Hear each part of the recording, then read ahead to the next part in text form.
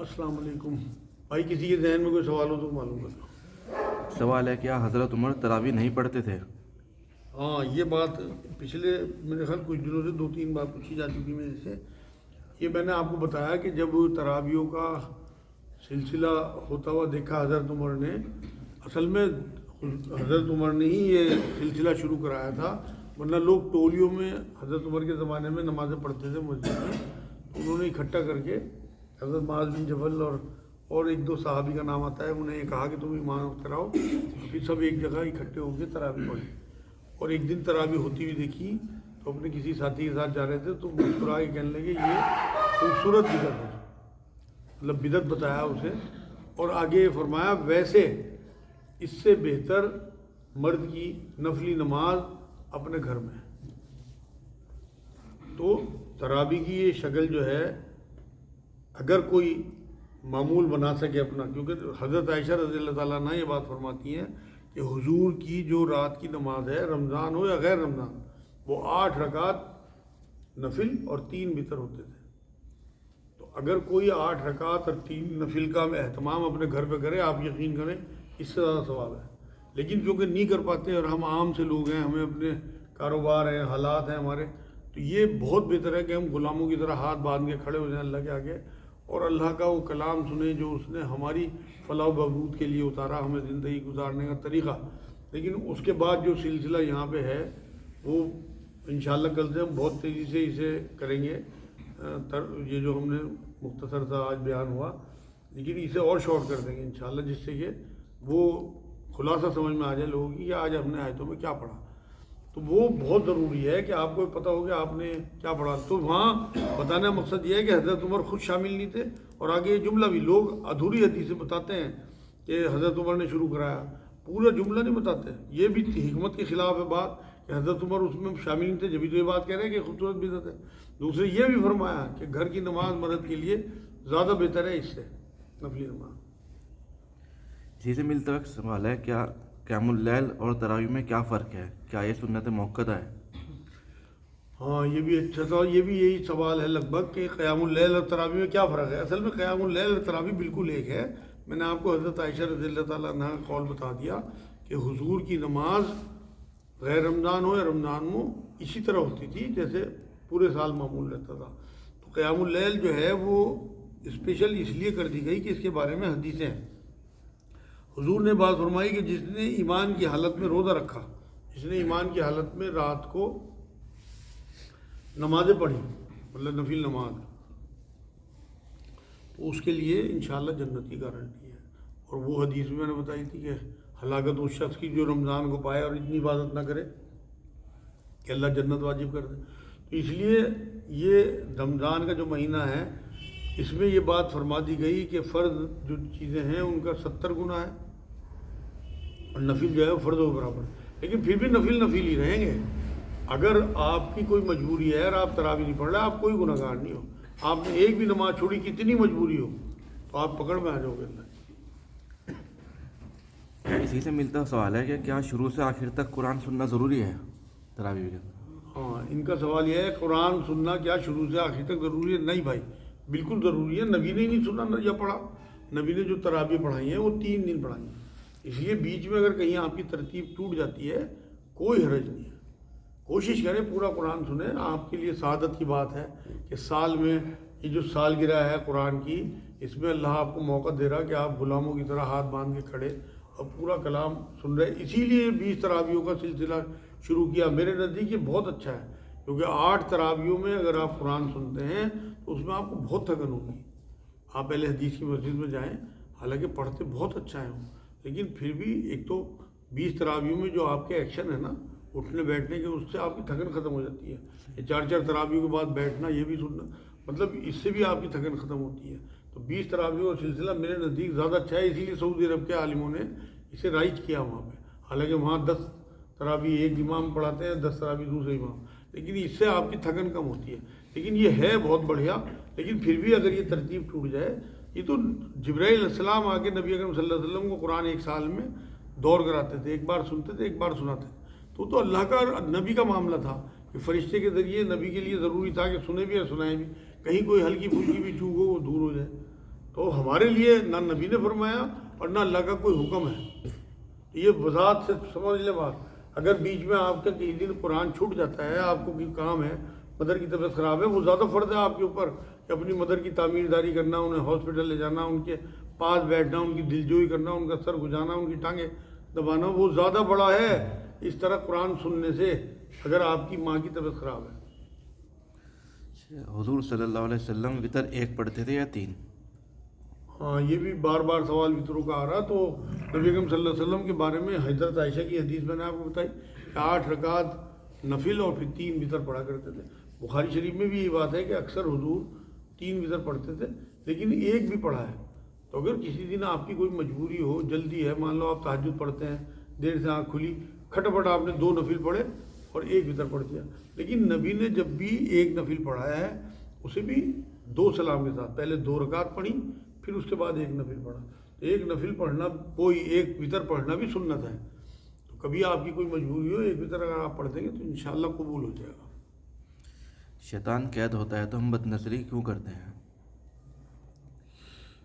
ان کا سوال یہ ہے, شیطان قید ہوتا ہے تو ہم بد نظری کیوں کرتے ہیں؟ بھائی شیطان جو ہے, جو حدیث میں آیا نا, وہ سرکش شیطان قید کر لیے جاتے ہیں. لیکن جو ہمارے ساتھ ہمارا ہمزاد ہے نا شیطان, نبی نے فرمایا ہر ایک کے ساتھ اس کا شیطان اللہ نے بنایا.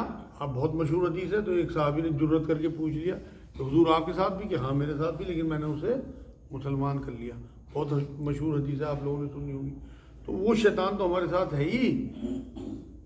وہ بڑے شیطان, سرکش شیطان جو ہیں اللہ نے قید کر لیے. اب انہیں ہم نے قابو کرنا ہے, کیونکہ نبی نے اسے مسلمان کر لیا. یہاں اللہ نے نیکیوں کا زمانہ دے دیا ہمیں 1 مہینہ یہ. تو اس میں ہمیں اسے قابو کر کے رکھنا ہے اپنے اندر جو ہمارے شیطان ہیں.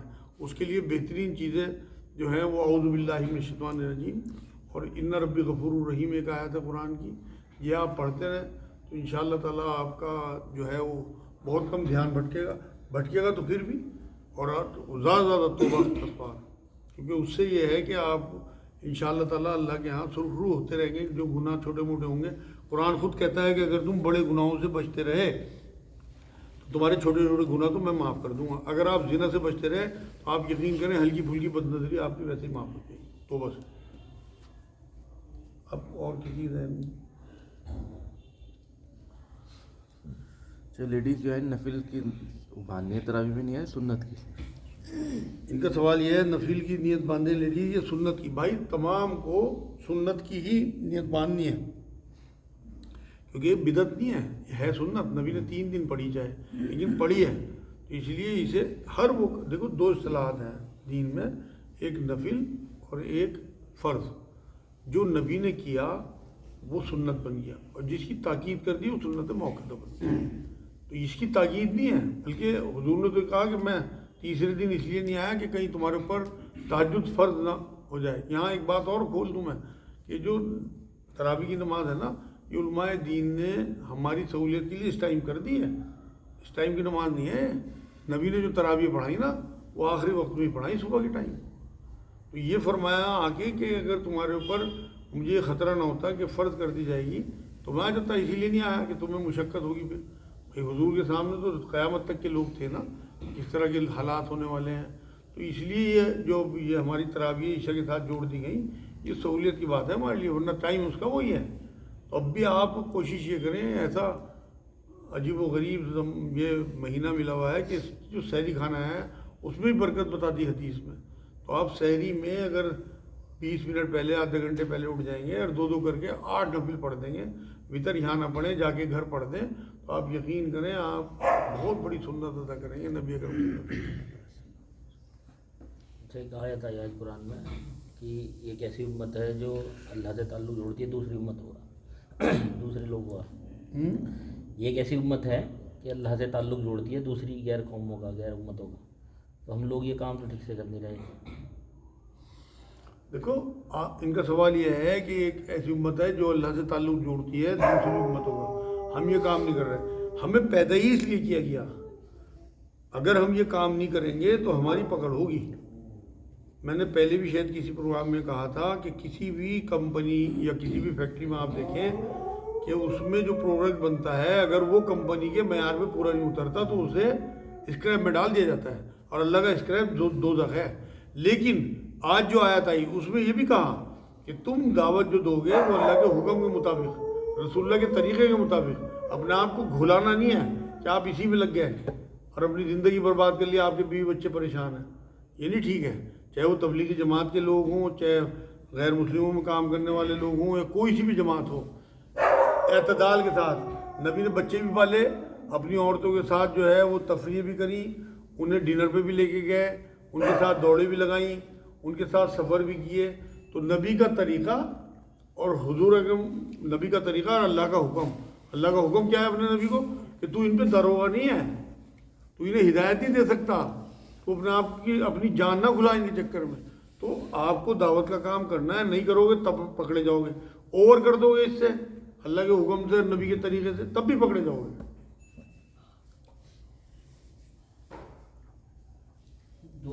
دو رکعت نماز تراویح کی جو نیت باندھتے ہیں، کیا 4 کی بھی باندھی جا سکتی ہے؟ ان کا سوال یہ ہے 2 رکعت کی جو نیت باندھی جاتی ہے تراویح کی، کیا 4 کی باندھ سکتے ہیں؟ نہیں بھائی، نفلی جتنی بھی نمازیں ہیں نا وہ 2 رکعت کر کے ہی پڑھتے تھے نبی اکرم صلی اللہ علیہ وسلم.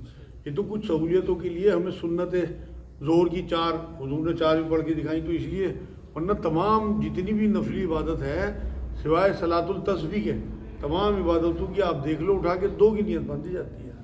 اور اگر آپ ظہر کی نماز میں بھی 2 کر کے پڑھتے ہو پہلی، تو آپ زیادہ ثواب پاؤ گے، اس کا زیادہ اجر ہے، وہ زیادہ بڑی سنت ہوگی نبی اکرم صلی اللہ علیہ وسلم کی. کہ آپ 2 سلام کے ساتھ اگر 4 رکعت پڑھتے ہو ظہر سے پہلے، تو وہ زیادہ بڑی سنت ہوگی اور اس کا زیادہ اجر ملے گا آپ کو. نجات کا مطلب کیا ہوتا ہے؟ ہیں نجات ان کا سوال یہ ہے نجات کا مطلب کیا ہوتا ہے. نجات کا مطلب آزادی. اب آپ دیکھو کہ جیسے یہاں ہیں آپ، اگر اللہ نے آپ کو نجات دے دی اور جنت کا فیصلہ کر لیا تو آپ کی پوری زندگی سفل ہو گئی، اور اگر نجات نہ دی تو آپ پھنس گئے. نجات کہتے ہیں آزاد کرنا. میں نے ایک مولانا روم کا واقعہ پڑھا تھا، اس میں نے شاید پہلے سنایا آپ لوگوں کو کہ ایک آدمی کے پاس ایک طوطا تھا، وہ پنجرے میں بند تھا، قید میں، قید سے نکلنا نجات ہے سمجھو. تو وہ نجات کی ترکیبیں سوچتا رہتا تھا، لیکن کہاں اسے، وہ تو انہوں نے خرید رکھا تھا اسے. ایک دن وہ آدمی جو ہے وہ دوسرے شہر جانے لگا. وہ شہر وہ تھا جہاں اس طوطے کا گرو رہتا تھا. تو وہ بولنے والے طوطے ہوتے تھے پہلے، اب بھی ہوتے ہیں ویسے بولنے والے طوطے. وہ اس نے پوچھا کہاں جا رہے ہیں استاد؟ تو اس نے کہا جی میں فلاں شہر جا رہا ہوں. تو اس نے میرا استاد رہتا ہے وہاں، اسے میرا سلام کہہ دینا. میں سلام کہنے میں کیا حرج ہے. یہ دوسرے شہر پہنچا، وہاں پھر اپنا کام وام نمٹا کے اس طوطے کے استاد کے پاس، اسی ایریا میں تھا، وہ پہنچ گیا. وہاں جا کے اس نے کہا بھائی تیرا ایک شاگرد میرے پاس ہے، وہ بھی سب بولنے والے طوطے تھے، اور وہ میرے پاس ہے، انہوں نے تجھے سلام کہلوایا. اتنا سننا تھا، وہ طوطا مر گیا جو گرو طوطا تھا. اور جو اس کے ارد گرد ہزاروں طوطے تھے، یہ دیکھے کہ ہمارا گرو طوطا مر گیا، سارے مر گئے. تو یہ تو گھبرا گیا کہ میں نے ایسے کیا کہہ دیا، سلامی تو اس نے بھیجا، میں نے سلام کہہ دیا. یہ بھاگا وہاں سے ڈر کے مارے کہ پتہ نہیں کیا ایسا ہو گیا. اور گھر جو آیا تو انہوں نے پوچھا بھائی میرے گرو کے پاس گیا تھا؟ طوطے نے پوچھا کہ ہاں گیا تھا. کہ میں نے تیرا سلام جو کہا، عجیب و غریب کیا ہوا، کہ کیا ہوا کہ میرے تو سلام کہتے تیرا گرو مر گیا. اسے بڑا افسوس ہوا کہ اور سن، گرو تو مر گیا، اس کے سارے جو تیرے بھائی چیلے ہیں، اس کے چیلے سارے کے سارے مر گئے. اتنا سننا تھا وہ بھی مر گیا. اب یہ بڑا پریشان ہوا. تھوڑی دیر کے بعد اس نے چاہا کہ بھائی اسے نکال کے اب پھینکوں کوڑے پہ. بھائی اس کی ڈیڈ باڈی یہاں کیا کروں گا. پنجرا کھول کے انہوں نے طوطے کو نکال گئے، اور جو کوڑے میں پھینکنا چاہا وہ تو اڑ گیا. تو اس گرو طوطے نے اسے منتر دیا تھا کہ اگر نجات چاہیے تو مرنے سے پہلے مر جا. اگر ہمیں بھی نجات چاہیے تو ہمیں اپنی ضرورتیں، اپنی خواہشیں، اپنی تمنائیں ختم کر دینی چاہیے، ہی نجات مل جائے گی. اچھا، جیسے جب ہم قرآن شریف پڑھتے ہیں تو مطلب زیادہ تر 90% مطلب دیکھنے کو ہی ملتا ہے کہ جب اللہ تعالیٰ جنت کا ذکر کرتے ہیں تو اس کے اندر جنت کا ذکر کرتے کرتے تو اس میں جب بیان کرتے ہیں تو بتاتے ہیں کہ تمہیں وہاں گوریاں ملیں گی، حور ملے گی، اور یہ ملیں گی کہ ان کو کسی نے چھوا بھی نہیں ہوگا. یا دوسری جگہ جیسے یہ جو مشرکین مکہ تھے ये फरिश्तों को ये कहते थे कि ये अल्लाह ताला की बेटियाँ हैं, तो उसके जवाब में अल्लाह ताला कहते हैं कि मतलब तुम्हारे लिए लड़के, यानी कि तुम्हें लड़के पसंद हैं, तुम मेरे लिए लड़की है। बेटियाँ। तो जब हम इस तरीके से मतलब कुरान को पढ़ते हैं तो ये वसवसा पैदा होता है कि क्या मतलब कहीं अल्लाह ताला को भी मतलब जो मर्द हैं वो ज़्यादा तरजीह देते हैं अल्लाह ताला और औरतों को कम। तो ये सवाल था थोड़ा। बहुत ही बढ़िया सवाल है। अल्लाह तुम्हारी उम्र करे और तुम्हारी इल्म में बरकत करे। तुम्हारे गौर फिक्र की वजह से तुम्हारे जहन में सवाल आया। देखो वो जो इनका सवाल समझिए भाई, सवाल इनका ये है कि अल्लाह ने ये कहा है कुरान में कि मैं तुम्हें हूरें दूंगा जिन्हें किसी मर्द ने नहीं टच करा होगा, किसी ने छुआ नहीं होगा, तो रिवार्ड इस तरह के मिलेंगे। दूसरा सवाल इनका इसी से जुड़ा हुआ है। अल्लाह ने मुशरिकीन मक्का को ये कहा कि तुम अल्लाह की बेटी कहते हो, अपने लिए पसंद करते हो लड़के, मेरे लिए लड़की है। तो इनका सवाल ये है कि क्या लड़की है और औरतें हकीर हैं अल्लाह की नज़र में और मर्द ज़्यादा पसंदीदा है? भाई क्योंकि हम तर्जुमा नहीं जानते, आप लोग पढ़ते नहीं कुरान को तर्जुमे से, तो अगर आप लोग ये समझोगे कि अल्लाह ने जो वहाँ ये बात कही है कि ऐसी हूरें मिलेंगी जिन्हें किसी ने नहीं छुआ होगा, तो वो पाक साफ हूरें होंगी। वहाँ जो हूर लफ्ज़ आया ना, उसका अगर लुगत में आप तर्जुमा पढ़ोगे तो मर्द के लिए औरत, औरत के लिए मर्द। औरतों को जो मर्द मिलेंगे वो भी बिल्कुल कुंवारे और पाक साफ होंगे, और मर्दों को जो औरतें मिलेंगी वो भी। तो हूर लफ्ज़ जो है ना वो जमा है, मतलब अज़वाज कहते हैं ना, अज़वाज ज़िंदगी आपने सुना होगा, ज़ौजा कहते हैं। तो ज़ौजा लफ्ज़ जो है वो मर्द के लिए औरत, औरत के लिए मर्द है। ज़ौज जो लफ्ज़ है आपने शायद सुना हो पहले भी। और इसी तरह से जो हूर लफ्ज़ है ना, वो उसका मतलब ये है कि मर्द के लिए औरत, औरत के लिए मर्द। तो वहाँ अल्लाह ना करे, अल्लाह ने कोई इस तरह का वो नहीं करा कि कोई तफरीक कर रहा हो। दूसरा सवाल जो है आपका कि वो ये क्यों कहता है कि तुम्हारे लिए अपने लिए बेटी और मेरे लिए बेटी अपने लिए बेटे। वहाँ असल में वो लोग लड़कियों को हकीर समझते थे। तो यहाँ अल्लाह ने उन्हें टोका कि जिस चीज़ को तुम कमतर समझते हो वही मेरे लिए है। मतलब अपने जहन के हिसाब से अल्लाह की नज़र में कमतर नहीं है। अल्लाह ने तो तमाम नबियों को औरतों के ज़रिए भेजा, आदम अलैहिस्सलाम के अलावा एक भी नबी ऐसा नहीं है जो औरत के ज़रिए ना आया। मैं ईसा अलैहिस्सलाम के बाप नहीं थे, मगर माँ तो थी मरियम अलैहिस्सलाम। तो इसलिए वहाँ मकसद औरत को हकीर समझना नहीं है, बल्कि इन्हें हकीर समझना है कि तुम जिस चीज़ को अपने लिए कमतर जानते हो, तुम जिन बच्चियों को, औरतों को दरगोश कर देते हो, रेत में दबा देते हो, उन्हें तुम मेरे लिए पसंद कर रहे हैं। मतलब कुरान तो ये कहता है ना कि बेहतरीन चीज़ अल्लाह की राह में दो, अल्लाह के लिए पसंद करो, रद्दी चीज़ नहीं। तो वो तो जो कमतर चीज़ थी उनके माशरे में, उसे अल्लाह के लिए पसंद कर, वो वहाँ टोका। माज़अल्लाह, अल्लाह फ़र्क नहीं करता, अल्लाह के लिए तो मर्द औरत सब बराबर है। आगे ठीक है, हाँ जी।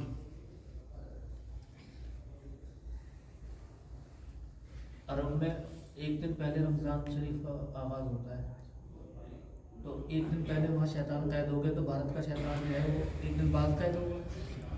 इनका सवाल ये है कि एक दिन पहले वहाँ रमज़ान होता है तो वहाँ का शैतान एक दिन पहले, भारत का शैतान एक दिन बाद कैद होगा। हाँ भाई बिल्कुल ऐसे ही है। अल्लाह ने शैतान हर जगह जो है इजाज़त दे रखी है। ये शैतान के चेले ही तो है, शैतान तो एक ही है, ये सब उसके चेले हैं जो मुल्क दर मुल्क फैले हुए हैं। वहाँ एक दिन पहले मान लो रमज़ान हो रहा तो वहाँ एक दिन पहले कैद कर दिए जाएंगे, एक दिन पहले छोड़ दिए जाएंगे। इसी तरह से यहाँ एक दिन बाद। अल्लाह तो कादिर मुतलक है। असल में हम अल्लाह को अगर सही मायनों में समझने लगेंगे ना, एक हदीस कुदसी है, अल्लाह ने कहा मैं एक छुपा हुआ ख़जाना था, मैंने चाहा कि मैं पहचाना जाऊँ। सुनी होगी शायद आप लोगों ने। अब जिसने अल्लाह को पहचान लिया उसने अल्लाह का मकसद पूरा कर दिया, अल्लाह की चाहत पूरी कर दी। तो अल्लाह जितना वुसअत वाला, आज जो आयत इन्होंने पढ़ी ना एक, उसमें सूरह बकरा की आयत है कि अल्लाह वुसअत वाला है, उसे जो है वो कैद नहीं किया जा सकता। अगर मैं आपको कायनात की हकीकत बता दूं ना इसी किताब से, मतलब जो मैंने जो गैलेक्सीज के बारे में या उसके बारे में पढ़ा था ना, तो जब ही तो मैंने ये आयत लिखी थी इसमें कि 115 नंबर आयत है, तो आपको अंदाज़ा होगा कि वो क्या नहीं कर सकता। देखो सुनो, इसके ब्रैकेट में मैंने लिखा था आयत तो ये है, जिधर भी रुख करो उधर अल्लाह का रुख है, अल्लाह बहुत वुसअत वाला, यानी उसे हुदूद में नहीं बांधा जा सकता। मशरिक़ और मगरिब अल्लाह के हैं। بریکٹ میں نے لکھا تھا اللہ کی وسعت کا اندازہ اس سے لگائیے کہ اللہ کی کائنات کے بارے میں اب تک سائنس کی جو معلومات ہے وہ یہ ہے کہ جس گلیکسی یعنی کہکشاں کا حصہ ہمارا یہ نظام شمسی یا سولر سسٹم ہے، اس میں اس سورج سے بڑے اور چھوٹے 3.5 سے 4 خرب یعنی 350 یا 400 ارب ستارے گردش کر رہے ہیں، اس سورج سے بڑے اور چھوٹے۔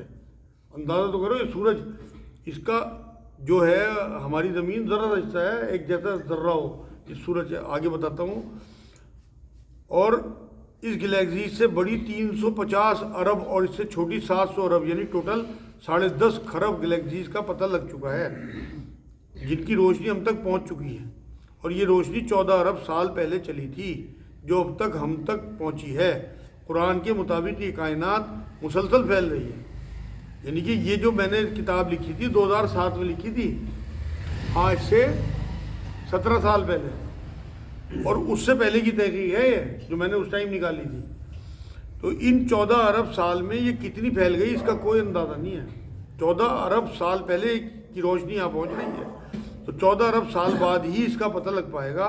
اب سوچئے، جب اس کائنات کی وسعت کا ہم اندازہ نہیں لگا سکتے تو اسے بنانے والے اللہ سبحانہ تعالیٰ کی وسعت کا کیا اندازہ لگا سکتے ہیں؟ اتنے وسعت والا اللہ ہو کر بھی اللہ ہم سے محبت کرتا ہے، اسے ہمارے ایک آدمی، تو ہم اگر اسے یہ سمجھے نا کہ ہم جیسے ہیں، ہم سے تھوڑا سا بڑا ہوگا تو یہ ہماری بیوقوفی ہوگی۔ اللہ ورا الورا ہے، اللہ ہم سوچ ہی نہیں سکتے، ہمارا دماغ خراب ہو جائے، ہم مر جائیں گے، لیکن اللہ کی پہنچ، اس کی شان، اس کی وسعت کو ہم نہیں پہنچ سکتے، تو اس لیے وہ کچھ بھی کر سکتا ہے۔ کتنے شیطان ہیں، کس کے شیطان ہیں، کس کے ساتھ ہیں، کب قید کرتا ہے، کس طرح چھوڑتا ہے، یہ سب متشابہات میں ہیں جو ہماری موت کے ساتھ ہم پر کھل جائیں گے انشاءاللہ۔ شیطان کا فزیکل مادہ ہوتا ہے۔ ان کا سوال یہ ہے کہ اب شیطان کا فزیکل مادہ ہوتا ہے۔ دیکھو جی، قرآن میں سورہ کہف 50 نمبر آیت میں کہا کہ شیطان جنوں میں سے ہے، تو جنوں کا کوئی فزیکل مادہ نہیں ہے، لیکن یہ شکل اختیار کر سکتے ہیں انسانی۔ انہوں نے اسماعیل علیہ السلام اور جب ابراہیم علیہ السلام جو ہے جا رہے تھے تو اس نے بہکایا تھا، آدمی کی شکل میں آ گیا، تو یہ شکل اختیار کرنے کی سے اللہ نے سہولیت دے رکھی۔ ایلینس ہے دنیا میں آئے گا، دوسرے گرہ میں ایلینس ہے وہ دنیا میں آئے گا، آئے گا۔ اچھا، ان کا سوال یہ ہے ایلین دنیا میں آئے گا۔ بھائی نبی نے کچھ نہیں فرمایا، لیکن یہ کائنات پھیل رہی ہے اور اس کے جو معاملے ہیں یہ کھلتے چلے جا رہے ہیں، ہو سکتا ہے آ جائے اور ہو سکتا ہے نہ آئے، اس سے پہلے قیامت آ جائے، لیکن اس طرح کی بات کیونکہ نبی نے ہمیں نہیں بتائی تو اس لیے اوتھینٹسٹی اس بات کی کوئی نہیں ہے۔ سائنس کہتی ہے کہ آئیں گے، لیکن رسول اللہ سے کوئی بات ثابت نہیں ہے، تو میں کنفرم نہیں کر سکتا۔ بھائی 11 بج گیا میرے خیال میں، آج کے لیے اتنا ہی ہوگا۔ شیطان کا تصور جو ہے ڈراونا کیوں ہے؟ ان کا سوال یہ شیطان کا تصور ڈراونا کیوں ہے؟ کیونکہ وہ کام ہی ایسے کرتا ہے، آپ نے دیکھا نا، وہ گناہوں کی طرف ملوث کرتا ہے، اور گناہ کے بدلے میں جو اللہ رب العزت نے قرآن میں ہمیں بتایا ہے کہ اس کے بدلے میں تمہیں یہ ملے گا، آپ دیکھو نا، جنت کا تصور ڈراونا ہے، اور وہ جنت کا ہی پیروکار ہے، وہی دوزخ کا تصور ہمارے سامنے ڈراونا ہے، ایسی آگ ہوگی، ایسی گہرائی ہوگی، اس میں ایسا دروگہ ہوگا، ایسے تمہارے دماغ کھولیں گے، ایسے تمہارا حالات ہوں گے، اور وہ اسی کا تو پیروکار ہے، ہمیں وہ یہی تو چاہتے ہیں کہ لوگ دوزخ میں جائیں، تو وہ اس کا تصور ہی ڈراؤنا اس لیے رکھا ہے شیطان کا۔ مطلب جنوں میں تو اچھے لوگ بھی ہیں، بھائی نبی اکرم صلی اللہ علیہ وسلم تو قرآن سن کے سورہ جن ہے اس میں قرآن میں، اور انہوں نے جا کے تبلیغ کی اپنی بستیوں میں۔ وما علینا الا البلاغ۔